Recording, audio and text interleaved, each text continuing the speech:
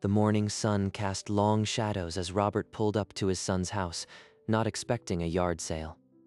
He stepped out, his gaze sweeping over the haphazard display of old toasters, picture frames, and discarded books. Then, between a chipped coffee mug and a tangle of mismatched spoons, something glittered, catching his eye. That can't be. It's her ring. The yellowed price tag was faded, but the number was still legible, $40. Patricia's ring. The one his mother had given her on their wedding day. Now beside a toaster. His breath stopped. His hands became fists, nails biting into his palms as he stared. She'd never taken it off. Not in 43 years. Not once. He could see Kevin in the distance, laughing with a neighbor, completely oblivious to the wreckage. How could my own son reduce her memory to $40 like common junk? Robert walked over, his steps heavy, his gaze locked on the ring that had once symbolized forever.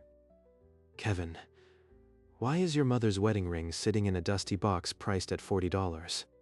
Oh, that? Mom's gone, Dad. It's just stuff. We have to clear out her things eventually. He barely glanced up from the crumpled bills, his tone as casual as the morning breeze. Just stuff. The words stabbed deeper than any insult he'd ever heard from a stranger. That ring belonged to my mother before your mother. It's not just stuff, Kevin. What do you want me to do? She's not using it, and we need the cash. Robert's knuckles whitened. He felt the weight of the gold band still on his own finger. This isn't about money. It's about memory, and my son has none to spare. He withdrew a few paces, folding his arms, and watched Kevin turn back to the yard sale with a shrug. A woman in a gray blouse paused, her eyes catching the glint of diamond, and she leaned in for a closer look. She lifted the ring with careful fingers and held a loop to her eye, studying the inscription closely. How much for this one? $40. He said it without looking up, more interested in his phone than in the fact he was selling his mother's legacy. She handed over the cash without a word, her expression unreadable. Kevin pocketed the money and pushed the ring box toward her, as if it were an afterthought. She didn't even haggle, just paid and took it, like buying a used lamp. His wife's ring, gone. A tear traced down Robert's weathered face as he watched her slip the box into her bag. She walked away, and with her went the last tangible piece of Patricia. He could only stare, frozen until she vanished from sight. He stood frozen for a full minute before his legs carried him to the car, his movements wooden and automatic. The drive home passed in a blur of green lights and muted sobs, the emptiness beside him heavier than ever. He pulled into the driveway and sat, the engine ticking down, until the silence became unbearable. She's really gone now. Not just Patricia, but the last piece of her I could still touch. His mind pulled him back to a sunlit afternoon, Patricia's hand extended toward him, the ring catching the light. Inside the band, the inscription held a promise he still kept, to eternity, M&R.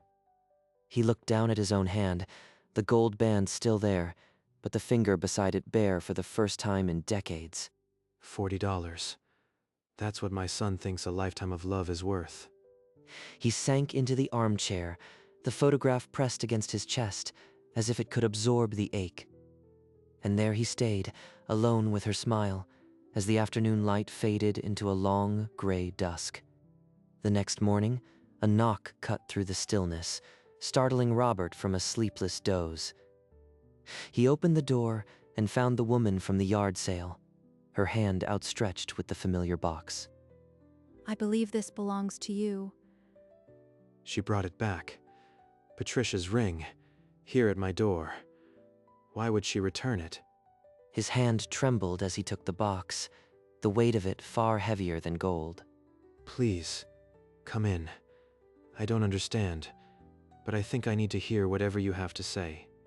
She stepped inside, her gaze briefly resting on the photograph of Patricia before she settled onto the sofa. He sat opposite, placing the ring box on the coffee table between them like a fragile truce. My name is Carolyn Walsh. I'm a forensic appraiser. The inscription on that ring led me to some troubling facts. Troubling facts? This isn't a simple act of kindness. There's a story here, and I'm afraid to hear it. The inscription to eternity, M&R, flagged an active insurance file in my database. Insurance? The ring was never insured separately. It was a family heirloom, not a policy number.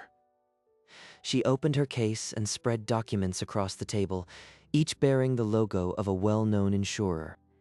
This policy was taken out over 2 years ago, naming you and your late wife as the original policyholders. But the premiums were paid from an account that doesn't match yours, and the beneficiary was changed last year. Changed beneficiary? Someone's been using Patricia's ring as a cash cow. His jaw tightened as the pieces began to form a picture he didn't want to see. I never signed anything. After Patricia died, I couldn't even look at her jewelry box. That's what troubled me. The signatures on the policy amendments don't match yours. Forged signatures. Only one other person had access to my safe. My own son. She slid a page toward him, tapping a line at the bottom where the ink seemed too deliberate. Is this your signature, Mr. Drake? The loops were wrong. Too sharp. He'd seen his own handwriting for 60 years. This was a puppet's imitation. He pulled an old greeting card from his pocket, the one with Patricia's last note inside, and laid it beside the forgery. The policy lists the beneficiary as Kevin Drake. Your son has been cashing premium loans against it for 2 years. Every month he smiled across the table, knowing he'd stolen from his mother's memory. The documents left no room for doubt. Dates, amounts, and account numbers all leading to Kevin's door. How long have you known this? Since yesterday, when the inscription came up in my system, I traced the policy overnight. A stranger fought harder for Patricia's ring than my own flesh and blood. An hour later, Robert sat in Carolyn's modest office, surrounded by reference books and the hum of a computer. She pulled up the insurance database, rows of transactions glowing on the screen. These are the premium payments. Notice the account number ends in 4721, not yours. Account 4721. That's the joint account Kevin opened with Margaret. I co-signed it as a favor. She printed a ledger, the paper still warm, and handed it across the desk. There, in black and yellow, were the cash withdrawals. 200, then 500, then 1,000, month after month. He didn't just forge my signature once. He made it a monthly paycheck from his mother's death. The total borrowed exceeds 30,000. He used it to pay off cards and finance his lifestyle. Robert's hands clenched the armrests, his wedding band digging into the wood. 2 years. He's been stealing from me for 2 years. They left the office with a thick file of evidence, the weight of it heavier than any briefcase. Back in Robert's kitchen, Carolyn filled the kettle and lit the stove, her movements precise while Robert watched in silence. The law can handle this, but you have to want it, Robert. Not for vengeance, but for your wife. Want it? He killed the last thing I cared about. Of course I want it. He needs to see what he's done. Not just read a court summons, face to face. Then we give him that chance. A family dinner. You invite him, I attend. The agents can be waiting outside. A trap? At his own table, with his wife there. That's... It's honest, in a way. You're letting him choose whether to confess before the cuffs go on. Make the call. To Agent Harris. Carolyn slid a white card across the table. Forensic authentication and appraisal. A number written on the back. Carolyn dialed the number and arranged a sit-down for that afternoon at a discreet federal office. Robert slid the envelope across the metal desk, his hand steady for the first time in days. Mr. Drake, this is detailed. Forged signatures, bank trails, 2 years of premium fraud. It holds up. This is the stamp he used. I found it in his desk drawer the day of the yard sale. We'll be in position. Just give the word when you want us to move. Give the word. One phrase and my son's life shatters. He'll host a dinner tomorrow. I'll attend as the appraiser. Robert will signal when the ring is on the table. Understood. We'll have units outside on your signal. The meeting ended. Robert walked out with a lighter step, but the weight of what came next settled deep in his chest. Tomorrow, I'll sit across from my son and watch him lie one last time. That night, alone in his study, Robert opened the old wooden box that held his mother's keepsakes. The letters inside were brittle, the ink faded, but the memories they contained were ironclad. I pray this ring carries you through all your days, as it did my mother and hers before. She placed her faith in that ring. Patricia placed her faith in me, and I failed them both. He saw himself at the altar, his mother's trembling hands placing the ring on Patricia's finger. Patricia's eyes brimming with tears of joy as she whispered, "Forever, Robert." Forever ended at a yard sale, but I can still give her justice. He set the box aside and stared at Patricia's photograph, her smile a mirror of his own conscience. I'm sorry, Patty. I have to do this. He lifted the phone and dialed Kevin's number, each digit a nail in the coffin of his denial. Kevin's voice answered on the first ring, light and unsuspecting, the hum of the refrigerator in the background. How about dinner tomorrow? I feel like we should spend some time together. Really? That would be great, Dad. We'll host. Margaret would love it. They agreed on 7 o'clock. Robert hung up, his hand steady, but the phone felt heavier than a stone. In his own kitchen, Kevin found Margaret wiping down the counter, her movements automatic. My dad wants to have dinner tomorrow. I said we'd host. It's been a while. That's nice. I'll make the roast he likes. He never calls unless something's wrong. This is suspicious. The next day, they pushed a cart through the grocery store, Margaret checking items off a list while Kevin chatted about nothing.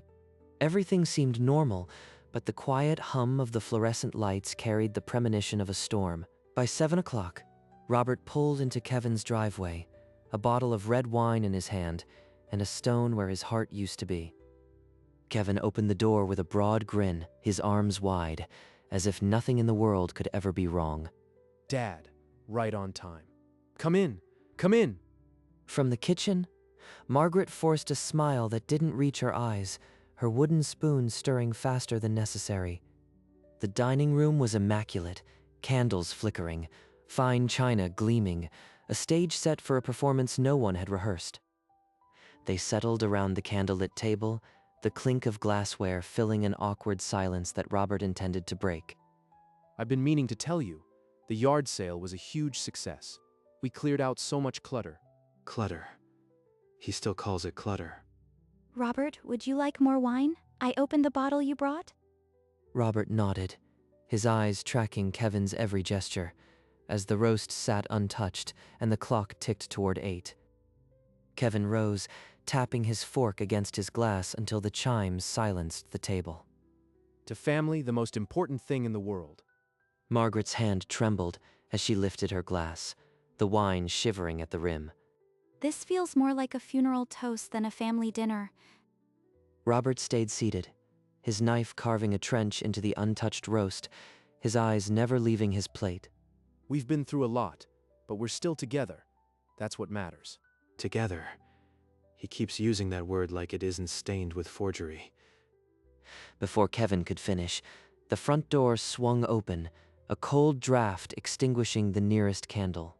Kevin's speech died in his throat, his arm stayed frozen in the air. Robert did not move. He set his fork down and waited, his wedding band catching the unsteady light. The door swung fully inward, and Carolyn stepped through, her eyes scanning the room until they landed on Kevin. She walked past the empty chairs, her hand clutching a small velvet box, the same one from the yard sale. Tell your father where you got the signature stamp. Kevin's face drained of color. The wine glass shook in his grip, a tremor born of sudden, cold recognition. Margaret gasped, her hand jerking back. The glass tipped and shattered, red wine blooming across the white porcelain like an accusation. The ring box sat open on the table, the diamond catching the last candle's light, a silent indictment. Robert's fork lay motionless beside his plate, his gaze still downcast. No one moved. The question hung like a guillotine blade. Kevin tried to speak, but the words died in his throat. I don't know what you're talking about. This is insane. Robert reached across the table without hurry, his fingers finding the familiar weight of the ring, and in one slow, deliberate motion, he slid the diamond onto his pinky finger. Carolyn lifted a document from her leather case, the forged signature stark under the chandelier. Kevin staggered back, knocking his chair to the floor with a crash that echoed like a gavel. Robert lifted his gaze at last, the ring a new weight on his hand. You sold your mother's soul for a few $100s. The accusation hung in the air, heavier than the smoke from the extinguished candle. And you expected me not to find out. Kevin could not speak. The man who once shrugged at $40 now stared at a fortune he could never repay. At a silent nod from Robert, Carolyn lifted the policy document, the forged signature stark under the candlelight. For 2 years, Kevin.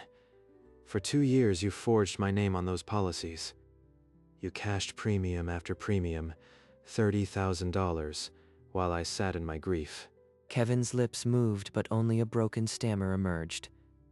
Margaret's sobs cut through the silence.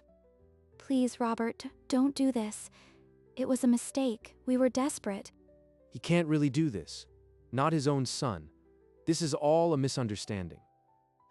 Robert pushed back his chair and stood, the ring on his pinky catching the candlelight like a tiny sun. Without another glance, he walked to the front door, each step deliberate and final, the room frozen around him.